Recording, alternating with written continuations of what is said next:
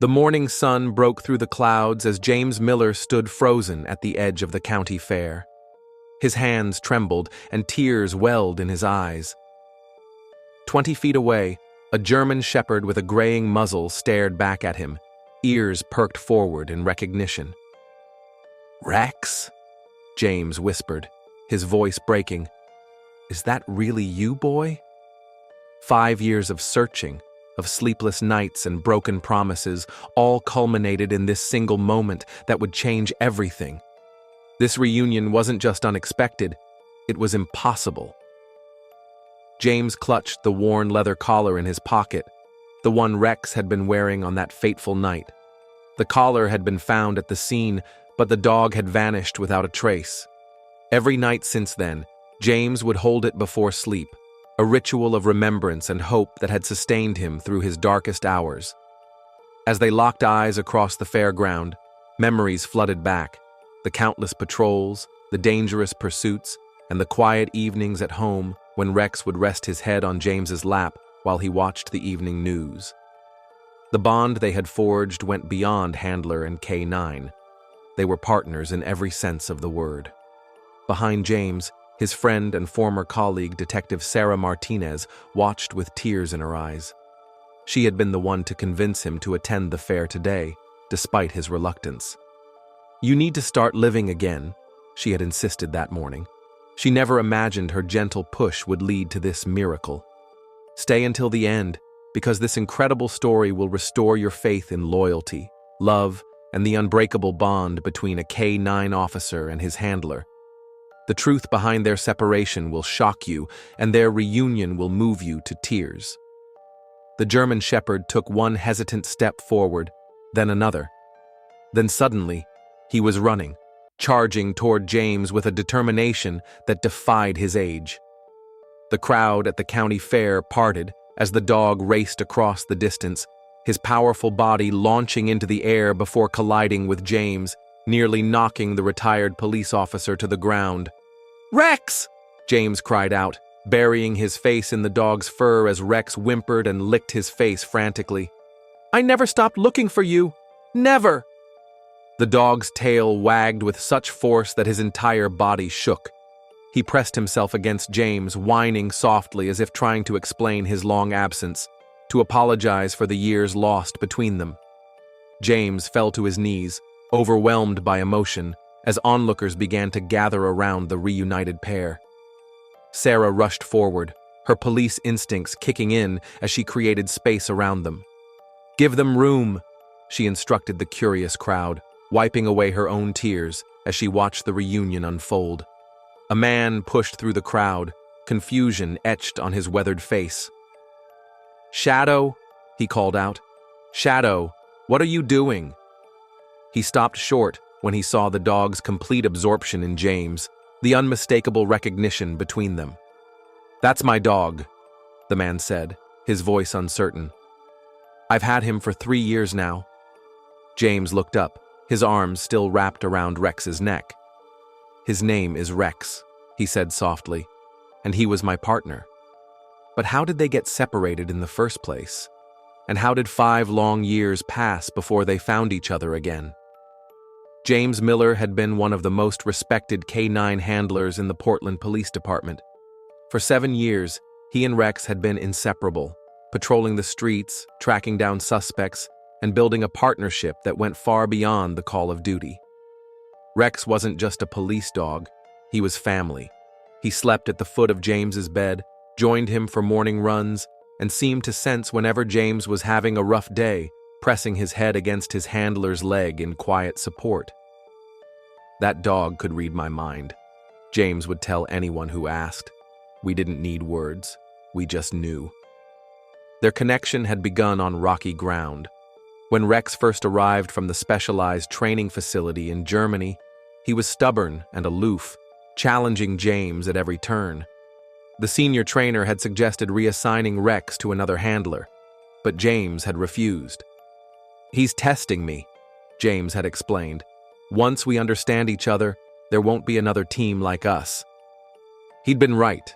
After weeks of patient training and trust building, something clicked between them. The breakthrough came during a training exercise when Rex had refused a direct command that would have sent him into a potentially dangerous situation. Instead, he'd barked insistently at a different approach route, one that trainers later agreed was safer and more effective. He wasn't being disobedient, James explained to his superior afterward. He was showing me a better way. Together, they had one of the highest success rates in the department.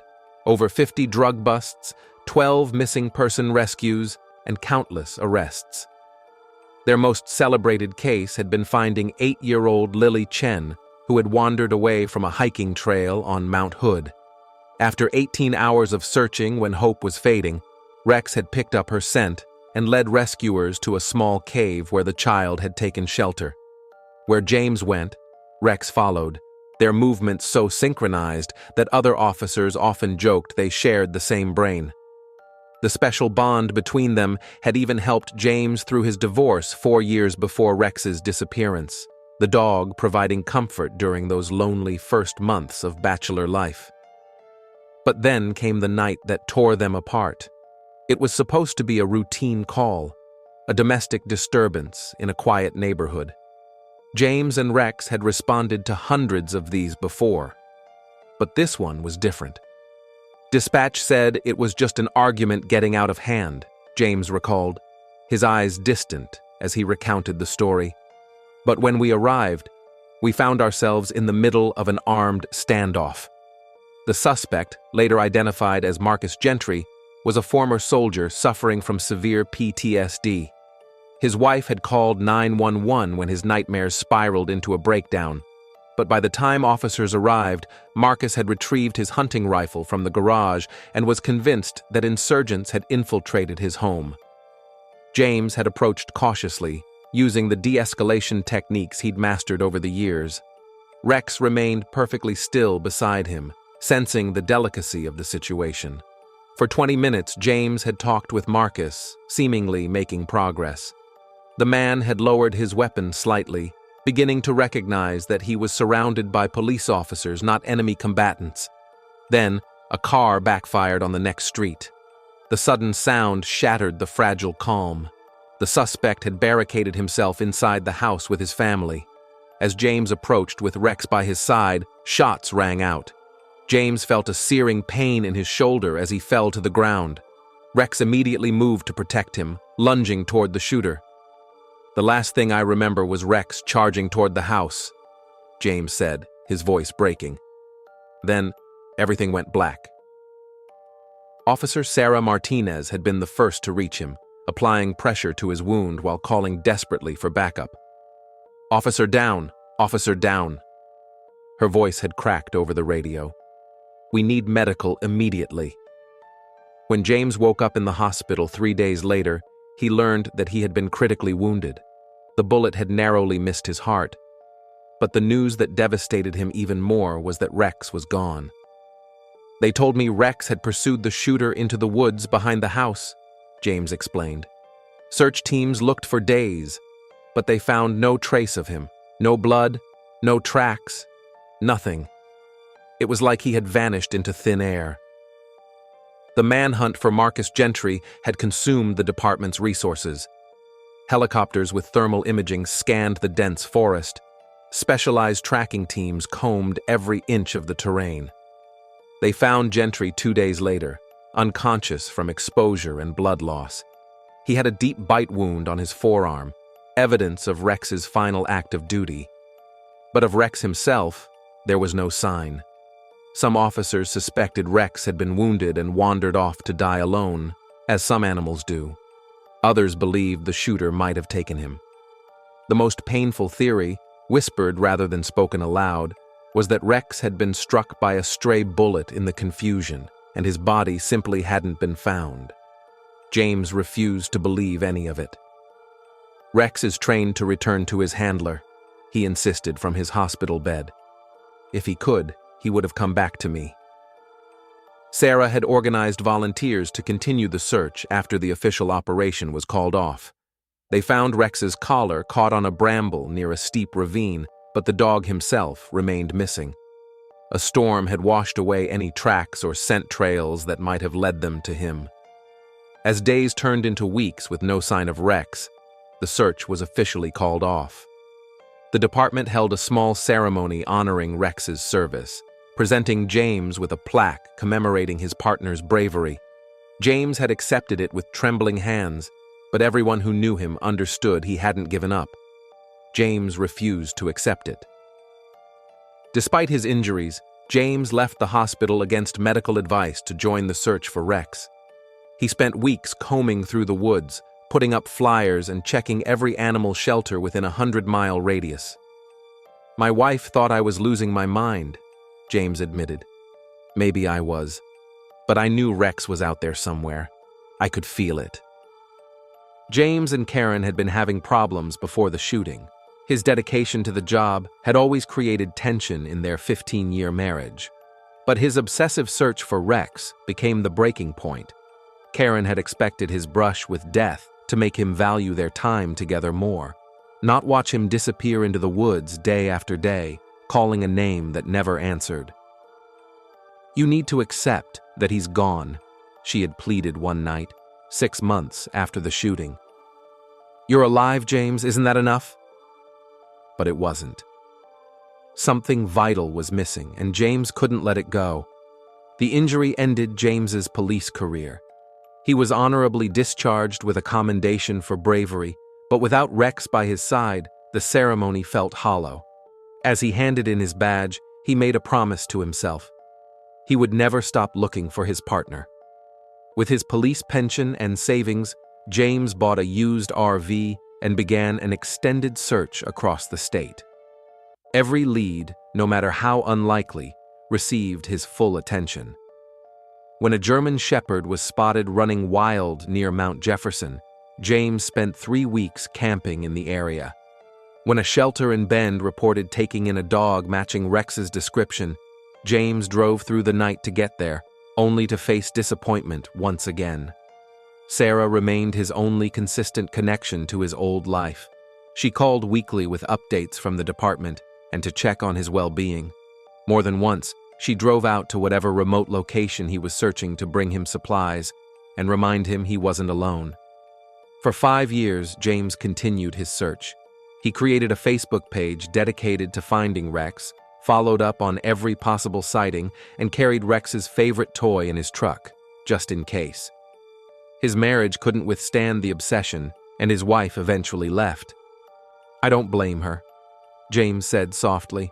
"I wasn't the same man without Rex. A part of me was missing." Meanwhile, unknown to James, Rex had begun an incredible journey of his own. The night of the shooting, Rex had indeed chased the suspect into the woods, but during the pursuit, he'd been struck by the butt of the man's gun, leaving him disoriented. Confused and injured, Rex wandered farther into the forest, eventually collapsing from exhaustion. The blow had caused temporary amnesia, disrupting the training that would have sent him back to his handler. For days, Rex moved through the forest on instinct alone, surviving on his hunting skills but losing his way further with each passing hour. A mountain lion attack left him with additional injuries and drove him even deeper into the wilderness. He was found the next morning by an elderly couple who lived in a remote cabin. They had no idea he was a police dog. His vest and identification had been lost in the struggle. Seeing only an injured German Shepherd, they took him in and nursed him back to health. Harold and Elaine Whitaker had lived off the grid for decades, their only connection to civilization being monthly trips into town for supplies. Their isolation had grown more pronounced with age, and they welcomed the company the mysterious dog provided. They called him Shadow because he followed the old man everywhere, explained Martha Reynolds, a neighbor who later became involved in the story. They were quite isolated and rarely went into town. They had no idea anyone was looking for him. Harold had immediately recognized the dog's training. A Vietnam veteran himself, he had worked with military dogs during the war and recognized the discipline and intelligence that Shadow displayed. He spent hours each day working with the dog, partly to keep Shadow's skills sharp and partly because it reminded him of his younger days. The elderly couple grew to love the dog, impressed by his intelligence and discipline. When they passed away within months of each other 2 years later, their son Mark took Shadow in, moving him to his farm in eastern Oregon, over 200 miles from Portland. "Dad was right. That was one special dog," Mark told reporters later. "He could herd the sheep better than any border collie I've ever had. It was like he'd been trained for everything." Mark's farm became Rex's new home. The German Shepherd adapted to farm life with remarkable ease, helping to herd sheep, guard the property against predators, and even learning to assist with Mark's teenage daughter Emma, who used a wheelchair after a riding accident. Rex would retrieve items for her, open doors, and provide the mobility assistance that improved her independence dramatically. Mark had no reason to suspect Shadow was anything other than his parents' beloved pet. The dog was content on the farm, though Mark occasionally noticed him staring down the long driveway as if waiting for someone. Once, when a police car with sirens blaring passed near their property, Shadow had become extremely agitated, barking and running toward the sound before Mark called him back. The incident was quickly forgotten, but it had been a momentary awakening of Rex's true identity, a glimpse of the life he had lived before. Rex had adapted to his new life, but he never forgot his true handler. 5 years after the separation, Mark decided to enter Shadow in the county fair's police dog demonstration, an ironic choice that would become the pivot point of this incredible story. "He was so good at all the obstacle courses and commands that I thought it would be fun," Mark explained. "I had no idea what I was setting in motion." Emma had been the one to suggest it. She had watched police dog demonstrations on YouTube as part of her rehabilitation therapy and noticed striking similarities between those highly trained animals and their family pet. "Shadow acts just like those police dogs, Dad," she had pointed out. "I bet he could win the competition." Mark had agreed, partly to please his daughter and partly because he'd been impressed by Shadow's abilities. He spent weeks practicing with the dog, creating makeshift obstacles in their barnyard and teaching him commands that, unknown to Mark, Rex already knew from his police training. Meanwhile, Sarah had finally convinced James to attend the fair with her, arguing that he needed a break from his endless search. "Just one day, James," she had pleaded. "The canine demonstration might do you good, connect you to that part of your life again."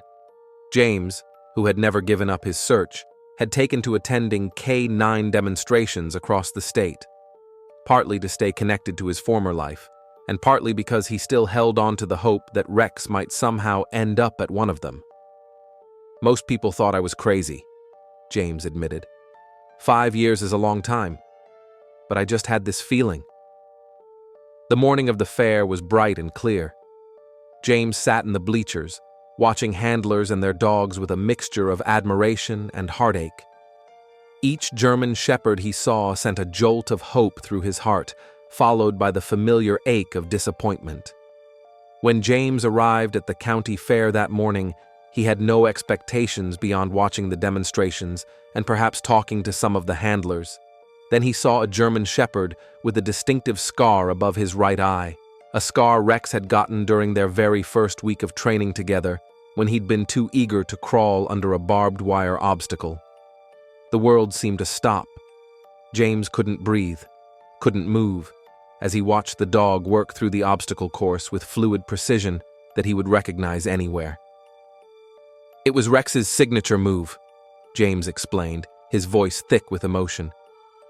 "The way he would pause briefly before jumping a hurdle, gathering himself. No other dog did it quite like that." Sarah grabbed his arm. "James," she whispered, "is that—" But James was already moving, pushing past people in the bleachers, his eyes never leaving the dog. Every cell in his body recognized his partner, despite the years and distance between them. When the demonstration ended, James pushed through the crowd, positioning himself where the dog would exit the arena. And that's when their eyes met across the fairground. The DNA test confirmed what James already knew in his heart. Shadow was indeed Rex, his long-lost partner. Mark, understanding the significance of the bond between the K9 officer and his handler, made the difficult but right decision. The test had been Sarah's idea. As a detective, she knew they would need proof beyond emotional recognition to make any legal claim for Rex's return. While James and Rex reacquainted themselves, she had approached Mark, explained the situation, and proposed a simple cheek swab to compare against the DNA records the department had kept. For Mark and Emma, the revelation was bittersweet. They had come to love Shadow deeply over the past 3 years. Emma particularly struggled with the idea of losing the dog who had become her constant companion and helper. "When I saw them together, there was no question," Mark said, wiping away tears. "That dog belonged with James. The way they looked at each other. You can't fake that kind of connection." The most touching moment came when Emma wheeled herself over to James and Rex. "Will you bring him to visit sometimes?" she asked, her voice small but determined. "He really likes playing fetch with me." James knelt beside her wheelchair. "Of course," he promised. "Rex has a big enough heart for both our families now." The legal proceedings were quick, with the police department officially recognizing Rex and helping to formalize his return to James. Chief Rodriguez, who had been James's supervisor during his time on the force, handled the paperwork personally, expediting the process out of respect for what both the officer and dog had endured. The story made national headlines, with the video of their reunion going viral overnight. News vans camped outside James's apartment for days, all hoping for an interview with the man and dog who had found each other against impossible odds. "It's like something out of a movie," one commenter wrote. "The odds against this happening are astronomical." But for James and Rex, statistics didn't matter. They were together again, and that was all that counted. Today, Rex lives with James in a small house near the coast. At 12 years old, he's well past retirement age for a police dog, but his spirit remains as strong as ever. James has started a new chapter too, working as a K-9 training consultant for police departments across the state. The beachfront property had been a splurge, a celebration of their reunion, and a fresh start for both. The open spaces gave Rex room to run, while the quiet location provided James with the peace he had been seeking for years. The first night in their new home, Rex had inspected every room, as if ensuring it was secure before settling at the foot of James's bed, exactly as he had done all those years ago. Their story sparked a national conversation about the bonds between service animals and their handlers. Several police departments revised their protocols for missing K-9 officers, implementing microchipping and DNA registration as standard procedure.